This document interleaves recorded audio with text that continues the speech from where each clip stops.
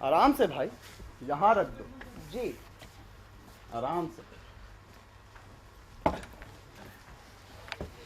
कितने हुए? सरकार, वैसे तो मैं 50 रुपए लेता हूँ, पर आप मुझे 20 रुपए ही दे दीजिए। क्यों भाई, मुझ पर इतनी मेहरबानी क्यों? लो पूरे 50 रख लो। पर साहब, ये हाल में मैं आपसे 50 रुपए कैसे ले सकता हूँ? अजी अर्थी लाया हूँ, मातम में लूटूंगा नहीं।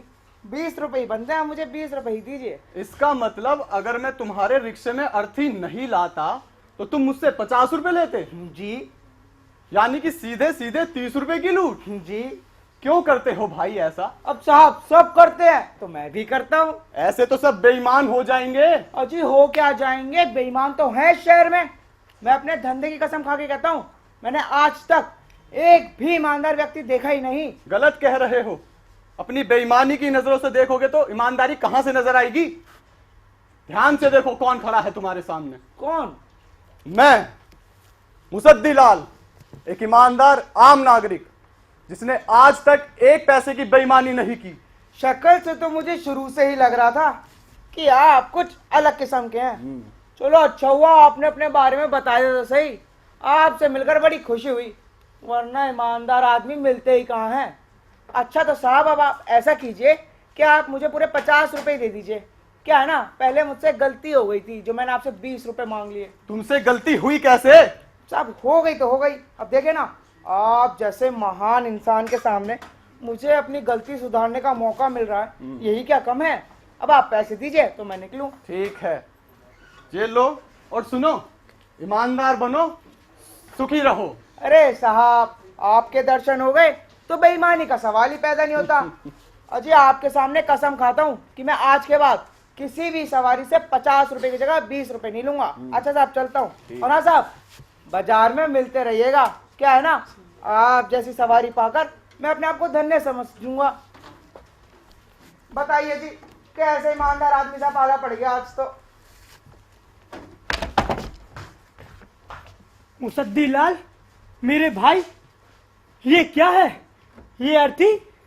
सब्र करो लोटा भाई, जो होता है सब अच्छे के लिए होता है। जो मेरे साथ हो रहा है वो भी अच्छे के लिए हो रहा है, और यही भगवान की मर्जी थी। टीबी तो नहीं हुआ? नहीं नहीं। कैंसर? नहीं भाई नहीं।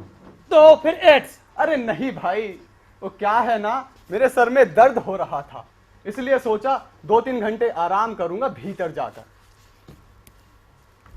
मुसद्दी लाल, मेरे भाई, तुम महान हो। जिसके घर में इतना बड़ा हादसा हो गया हो और वो मुस्कुराकर मुझसे बात कर रहा था,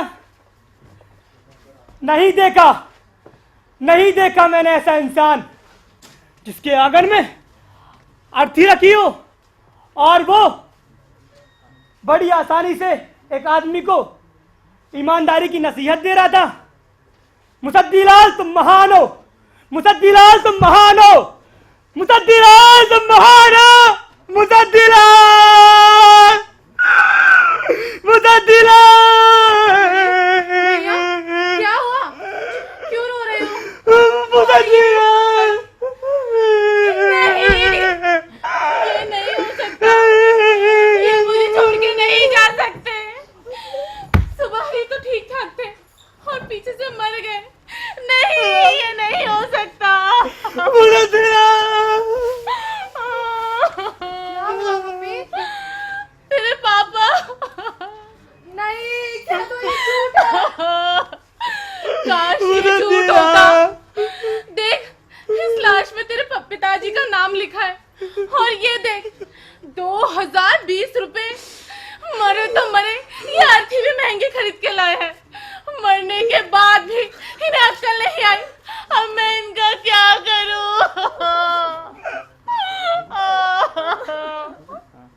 तो ताऊआ दिखा सकते हैं तो उठाइए अपना कैमरा और निकल जाइए उस पतली गली से। हम किसी और चैनल वाले को टेलीकास्ट के राइट्स दे देंगे। अरे आप तो हद ही कर रहे हैं। अरे अगर हम न्यूज चैनल वाले कमर्शियल ब्रेक नहीं लेंगे तो खाएंगे क्या? जिस मसालेदार खबर को नहीं दिखाएंगे तो विज्ञापन कहां से आएंगे? बात तो सही कह रहे हैं। तो फिर शुरू हो जाइए और ले डालिए लोगों के इंटरव्यू। दे रहे गोपाल? अरे समोसे नहीं, इंटरव्यू। टीवी पर आएगा, भाभी जी देखेगी, बहुत खुश होगी। कौन? हमरी जोरू? नहीं, पड़ोसी की।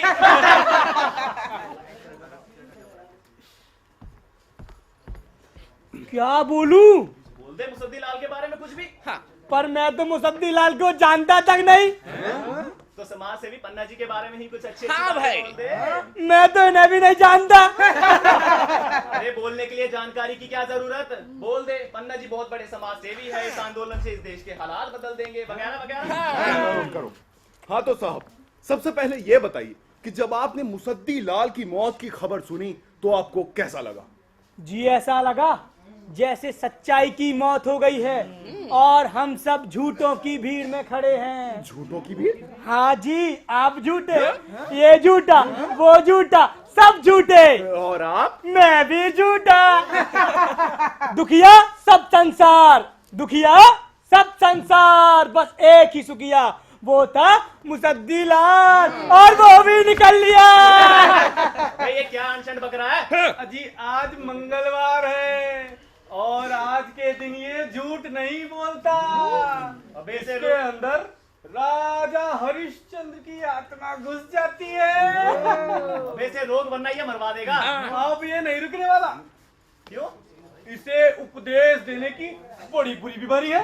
एक बार शुरू होता है तो रुकने का नाम ही नहीं लेता। देखो देखो झूठे, मक्कार और बनावटी लोगों की भीड़ में केवल एक ही सच्चा इंसान था, मुसद्दी लाल, इसलिए तो मारा गया। अजी आज के युग में तो सच्चा बना रहना कितना कठिन काम है। कितना? अरे मैं तो कहता हूँ सच्चा बना रहना असंभव है। अब देख लीजिए, आप चैनल वाले चैनल चलाने के लिए झूठे बन जाते हैं और पता नहीं कैसी कैसी खबरें दिखाते हैं। जी हाँ, कल ही मैंने इनके न्यूज चैनल पे देखा चांद पे तौरी उगाई है। अब भाई जब चांद पे पानी ही नहीं है तो तौरी कहाँ से उगाई? और इसी से आप अपनी दुकान चलाते हैं। अब इन्हें देखिए, समाज सेविका है, दिन में धरने प्रदर्शन और जलसे में लगी रहती है और रात में रेड वाइन के 2-4 पैक लगाकर दूसरे की बाहों में पड़ी रहती है। पति को तो परवाह ही नहीं है। पति तो अपनी बिजनेस की दुकान चलाता है, सरकारी जमीनों को हत्या कर बड़ी बड़ी बिल्डिंगें बनवाता है, और कोई विरोध करे ना तो नोटों की बरसात करवाता है, और इसके बाद भी कोई न माने तो सुंदर सुंदर सी कन्याओं की भेंट चढ़ाता है। बस किसी ना किसी तरह में काम निकलवाता है। इसलिए तो कहते हैं दुखिया सब संसार, बस एक ही सुखिया, वो था मुसद्दी लाल, और वो भी निकल गया। चुप रहो, क्योंकि चुप्पी की भी भाषा होती है। और इसी पर बाबा निराशा चंद दादू ने कहा है, चुप रहो और संसार को देखो। अब देखो मैं चुप रहकर संसार को देख रहा हूँ या नहीं? अजी आप कितने चुप हैं, ये तो हम सबको दिखाई दे रहा है। अगर आप चुप रहकर इतना बोल सकते हैं तो फिर बोलकर पता नहीं क्या क्या कहेंगे। वही तो, चुप रहो और संसार को देखो, और देखो तुम्हें क्या क्या नजर आता है। वो काला चोर इस आंदोलन को क्यों आयोजित कर रहा है? क्यों? पता नहीं। अच्छा ये महान आदमी अनशन पर क्यों बैठा है? क्यों? पता नहीं। ये लोगों की भीड़ यहाँ क्या कर रही है? क्या? पता नहीं। भगवान! अच्छा ये झंडे, समोसे, बैनर किसने स्पॉन्सर किए? पता नहीं। वही तो, ना आपको पता और ना मुझे पता। और ये आदमी जो काला चोर है, मुझसे इंटरव्यू में पता नहीं के बारे में बोलने के लिए कह रहा, जिनके बारे में मुझे ही नहीं पता। अब भाई साहब बताइए, जब कोई किसी को जानता ही नहीं तो भला उसके बारे में कैसे बात कर सकते हैं? बताइए। पता नहीं भाई। वही तो, पर यहाँ तो लोग बिना अता पता जाने ही बात किए जा रहे हैं। लोग नारे लगा रहे हैं, टेंटों के पीछे जा जाकर नोट पा रहे हैं। नोट कहाँ से आ रहे हैं पूछो तो पता नहीं। अब आपको पता है? पता नहीं भाई साहब। वही तो, ना आपको पता और ना मुझे पता। ये आदमी जो नोट बांटे जा रहा है इसको भी नहीं पता, तो फिर पता किसको है? पता नहीं। वही तो, इसी पर बाबा निराशा चंद दादू ने कहा है, चुप रहो, कुछ बोलो ही नहीं, इसलिए मैं चुप रहता हूँ। अब देखो मैं चुप हूँ या नहीं। पता नहीं भाई साहब। अरे कोई से चुप कराओ। लोड मत लीजिए सर, हम तो चुप ही है। अबे इसे चुप रहना कहते हैं। अगर ये चुप रहना है तो बोलना किसे कहते हैं? बोलने के दो मायने होते हैं सर। पहला वो जिसके बारे में पता नहीं, दूसरा वो जब पता लगेगा ना तो सबसे पहले इन्हीं को बताऊंगा। आप यहाँ क्या कर रहे हैं ये तो आपको पता ही होगा। जी हाँ सर, जी। हम अपना काम कर रहे हैं चुप रहकर, इससे ज्यादा हमें कुछ पता नहीं। और इसी पर बाबा निराशाचंद दादू ने कहा है चुप रहो, कुछ बोलो ही नहीं, इसलिए तो कहते हैं चुप। हम तो चुप ही है, वो तो आप सब लोग कह रहे हैं। क्या? मुसद्दी नहीं वो आंधी था, देश का नया गांधी था। बस यही बोलिए और इससे आगे अपना मुंह मत खोलिए। नहीं तो क्या?